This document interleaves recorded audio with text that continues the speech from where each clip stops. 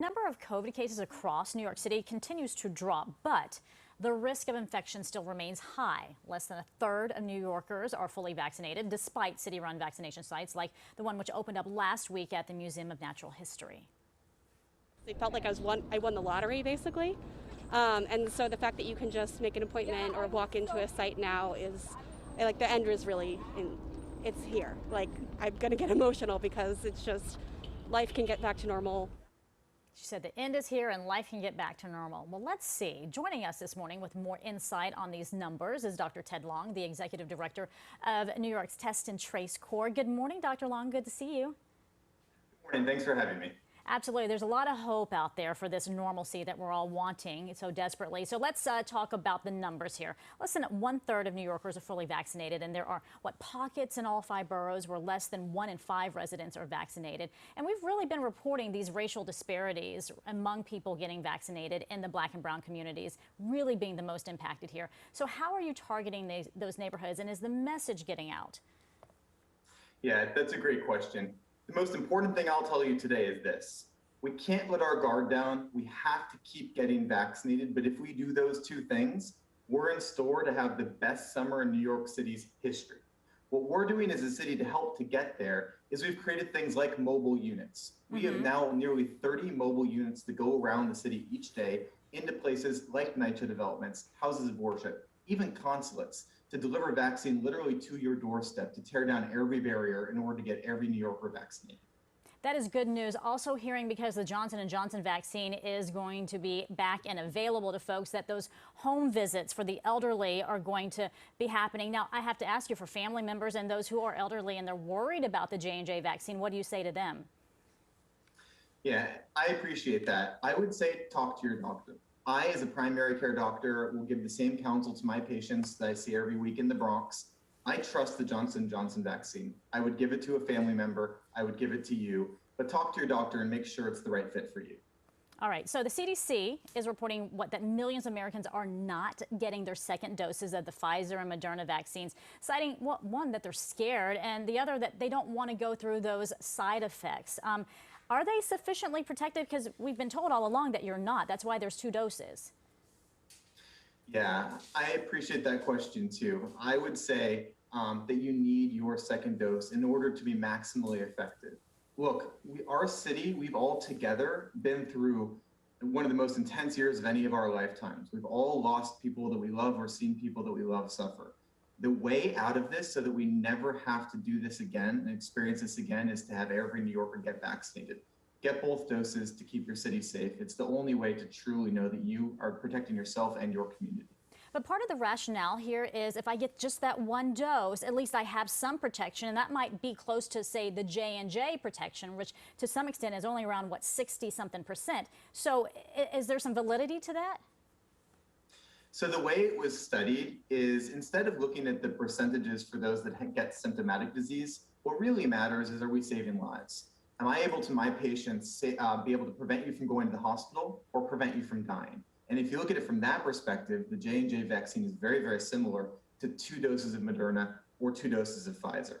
So if you're getting Moderna or Pfizer, please come get your second dose. I don't want you to get COVID, and you can protect your community from transmitting COVID around any further, and you can help us to have the best summer in New York City's history. I think it's also important to note folks who have gotten both their vaccine shots and waited that period still have gotten COVID, and we've talked to them here on this show. So nothing is a 100% guarantee, so it's best that you protect as much as possible. But I want to talk about long haulers right now and the effects of the virus on them, as well as the vaccine, right? Because we've seen that they're experiencing symptoms that last for months and perhaps years, because a lot of this is still unknown. Can you, by getting the vaccine, kind of stop some of those symptoms? Because I've been reading reports to that measure. Yeah, I will say, to direct response to that, I hope so. The evidence is still emerging, so I can't say definitively that getting the vaccine will stop the symptoms. To back up quickly about it, what long COVID is when you're 4 weeks out from your acute COVID infection, if you have lingering symptoms, things like fatigue, brain fog, even breathlessness, or some neurologic symptoms. And those can linger on for weeks or months past that. What we're doing now to directly address those symptoms, to help every New Yorker, is we're setting up things like centers of excellence that focus on what the best evidence shows us we can do to help people that have long COVID.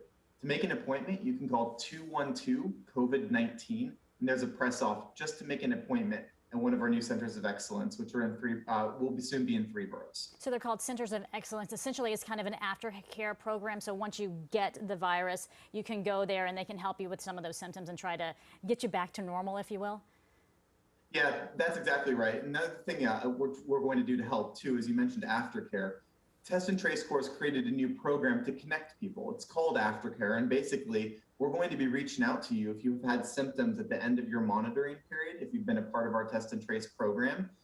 This is, hundreds of thousands of people we're going to be potentially reaching out to make sure that you're doing okay. But if you are having symptoms, we're going to offer to connect you right then and there to whatever you need, including an appointment at one of our centers of excellence.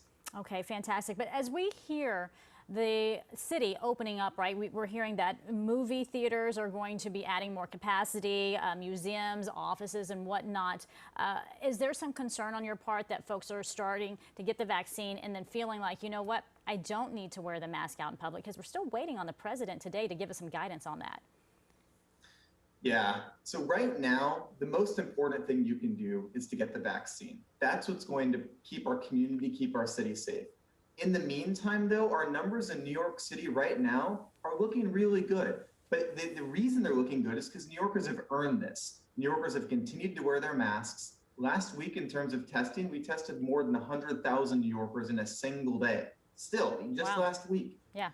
In our Test and Trace Core program, we're reaching more than 95% of all new COVID cases over the last 2 weeks. More than 95%. That means New Yorkers are taking the time out of their day to talk to us and to share contacts with us so that we can break those chains of transmission.